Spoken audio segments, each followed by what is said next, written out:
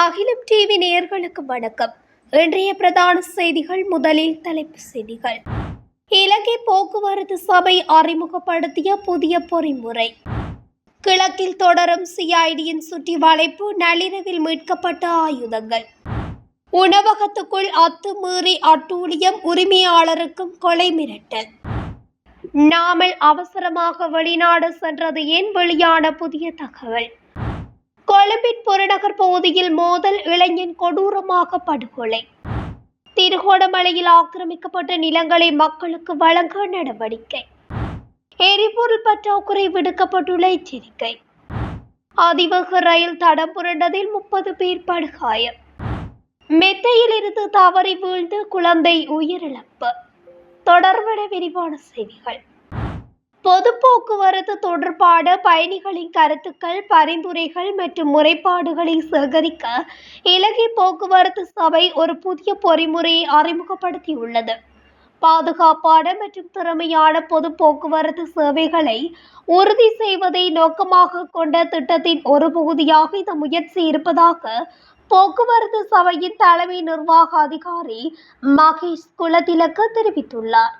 அதன்படி 0774775030 என்ற வாட்ஸ்அப் இலக்கம் அல்லது 1958 மற்றும் www.sltb.lk அல்லது www.sltb.lk எனும் வலைத்தளம் ஊடாக பயணிகள் புகார்களை பதிவு செய்யலாம் மற்றும் அவர்களின் பரிந்துரைகளை பகிர்ந்து கொள்ளலாம். இந்த முயற்சி பொதுமக்களுடன் நேரடியாக தொடர்பு கொண்டு அவர்களின் கவலைகளை நிவர்த்தி செய்வதன் மூலம் சேவை தரத்தை மேம்படுத்த முடியும் எனவும் தெரிவிக்கப்பட்டுள்ளது. மட்டக்களப்பு நகர் பிரதேசத்தில் நிலத்தில் புதைக்கப்பட்டிருந்த நிலையில் T56 ரக துப்பாக்கி ஒன்று மற்றும் ரவைகள், மேகசின் என்பவற்றை விசேட அதிரடிப்படையினர் மீட்டுள்ளனர். மீட்கப்பட்ட ஆயுதங்களானது நேற்று இரவு மட்டக்களப்பு தலைமையகத்தில் ஒப்படைக்கப்பட்டதாக பொறுப்பதிகாரி பிரியந்த பண்டார தெரிவித்துள்ளார். லயன்ஸ் கிளப் வீதியில் உள்ள காணியொன்றில் புதிதாக வீடு கட்டுமான பணி இடம்பெற்று வருகின்ற நிலையில் சமூக தினமான நேற்று இரவு 10 மணியளவில் அங்கு மலசல கூடத்திற்கு குழி அமைப்பதற்கான நிலத்தை தோண்டும் போது புதைத்து வைக்கப்பட்டிருந்த நிலையில் பொலித்தீன் பையில் சுற்றப்பட்ட நிலையில் துப்பாக்கி இருப்பதை கண்டு விசேட அதிரடிப்படையினருக்கு அறிவித்துள்ளனர். இதனையடுத்து சம்பவ இடத்துக்கு சென்ற விசேட அதிரடிப்படையினர் T56 ரக துப்பாக்கி மற்றும் 50 துப்பாக்கி ரவைகள், 2 மேகசீன்களை மீட்டுள்ளனர். இது தொடர்பாக மேலதிக விசாரணைகளை தலைமையக போலீசார் முன்னெடுத்து வருகின்றனர். வாரியப்புல பாதனிய பகுதியில் சுற்றுலா அபிவிருத்தி அதிகார சபையினால் அங்கீகரிக்கப்பட்ட உணவகம் ஒன்றுக்கு அடையாளம் தெரியாத கும்பலால் தாக்குதல் நடாத்தப்பட்டுள்ளது. இந்த சம்பவத்தில் உணவகத்தின் உரிமையாளரின் தலையில் தாக்கப்பட்டுள்ளதுடன் கொலை மிரட்டல் விடுக்கப்பட்டதாகவும் தெரிவிக்கப்படுகின்றது. தாக்குதலில் காயமடைந்த உணவகத்தின் உரிமையாளர் மருத்துவமனையில் அனுமதிக்கப்பட்டுள்ளார். மேலும் இந்த தாக்குதலில் உணவகத்தில் இருந்த உடைமைகள் சேதமடைந்துள்ளதாக தெரிவிக்கப்படுகின்றது. முன்னதாகவும் இதுபோன்ற கொலை மிரட்டல்கள், அச்சுறுத்தல்கள் விடுக்கப்பட்டதாகவும் இந்த சம்பவம் தொடர்பாக இதுவரை எவரும் கைது செய்யப்படவில்லை எனவும் தெரிவிக்கப்படுகின்றது. மேலதிக விசாரணைகளை வாரியப்போல போலீசார் மேற்கொண்டு வருகின்றனர். ஸ்ரீலங்கா பொதுஜன பெரமுனவின் தேசிய அமைப்பாளரான நாடாளுமன்ற உறுப்பினர் நாமல் ராஜபக்ச சமீபத்தில் மாலைத்தீவுக்கு சென்றதற்கான காரணம் வெளியாகியுள்ளது. அவரை கைது செய்ய ஹம்பாந்தோட்டை நீதிமன்றம் பிடியாணை பிறப்பித்த போதிலும் திருமண நிகழ்வில் கலந்து கொள்ள நாமல் மாலைத்தீவுக்கு சென்றிருந்தார். மாலைத்தீவின் முன்னாள் துணை ஜனாதிபதி அப்துல்லா ஜிஹாத்தின் மகள் திருமணத்தில் கலந்து கொள்வதற்காகவே நாமல் சென்றதாக தெரிய வந்துள்ளது.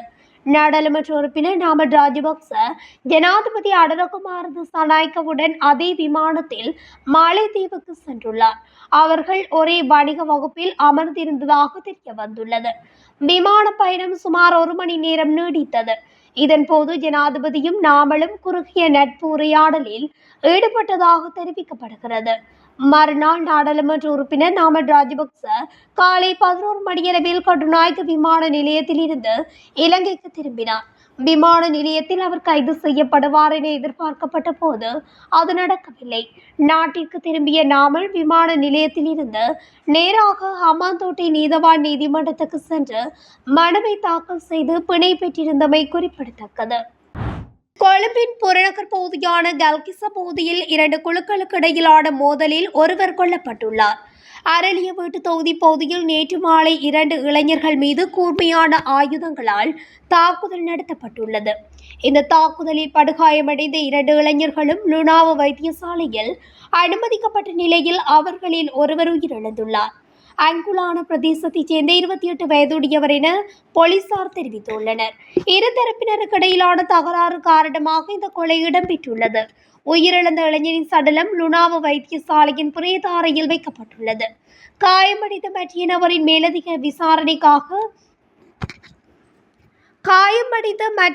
மேலதிக சிகிச்சைக்காக களப்போவில வைத்தியசாலையில் அனுமதிக்கப்பட்டுள்ளார். மேலும் சந்தேக நபர்களை கைது செய்ய கல்கிஸ்ஸ போலீசார் மேலதிக விசாரணைகளை மேற்கொண்டு வருகின்றனர்.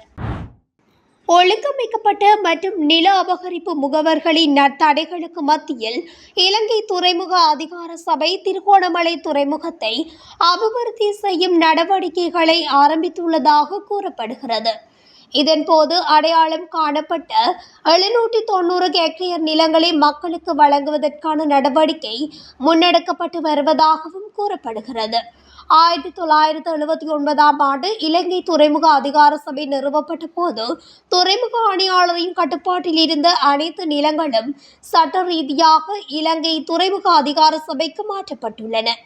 எனினும் திருகோணமலை துறைமுகத்தை சுற்றியிருந்த நிலங்கள் மிகவும் குறைவாக இருந்ததால் 1984ஆம் ஆண்டு விசேட வர்த்தமானி மூலம் துறைமுக அமைச்சரின் அதிகாரத்தின் கீழ் நில அமைச்சரின் ஒப்புதலுடன் சுமார் 2255 ஹெக்டேர் அரச நிலங்கள் இலங்கை துறைமுக அதிகார சபைக்கு ஒப்படைக்கப்பட்டன.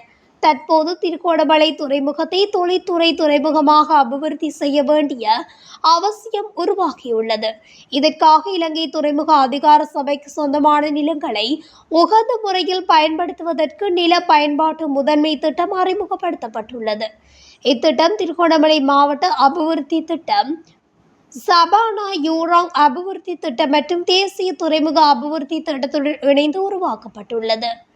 இதனைத் தொடர்ந்து அரச நிலங்கள் சட்டத்தின் கீழ் இந்த சட்டவிரோத குடியேறிகளுக்கு எதிராக வழக்குகள் தாக்கல் செய்யப்பட்டு அவர்களை அகற்றும் நடவடிக்கைகள் முன்னெடுக்கப்பட்டு வருகின்றன.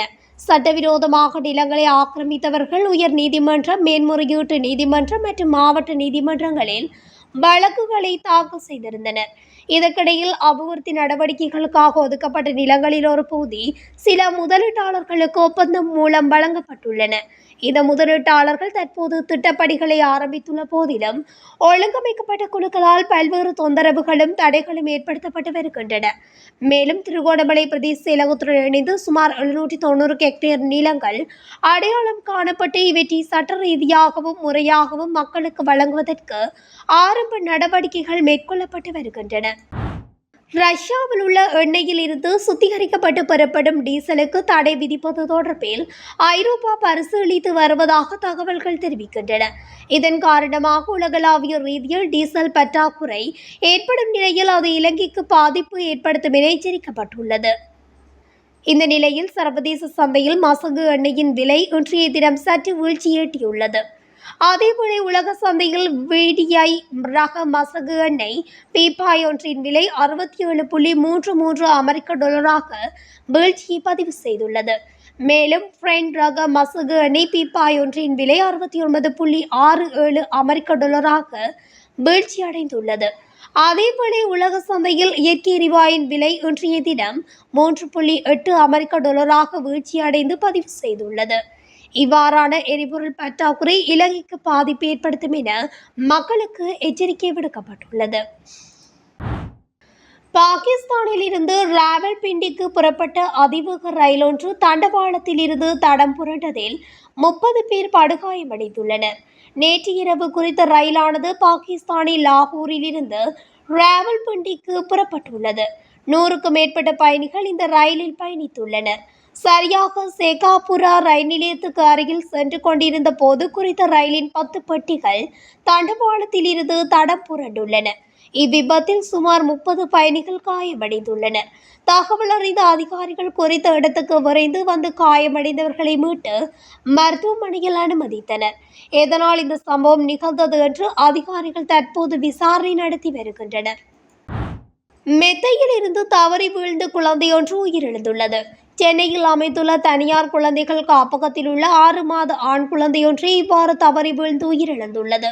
இந்த சம்பவத்தை அடுத்து சென்னை காவல்துறையினர் வழக்கு பதிவு செய்து விசாரணைகளை ஆரம்பித்துள்ளனர். இத்துடன் அகிலம் டிவியின் இன்றைய பிரதான செய்திகள் நிறைவடைகின்றன. தொடர்ச்சியாக செய்திகளை அறிந்து கொள்ள அகிலம் டிவி ஊடகத்துடன் இணைந்திருங்கள். நன்றி, வணக்கம். இதுபோன்ற செய்திகளை உடனுக்குடன் அறிந்து கொள்ள அகிலத்துடன் இணைந்திருங்கள்.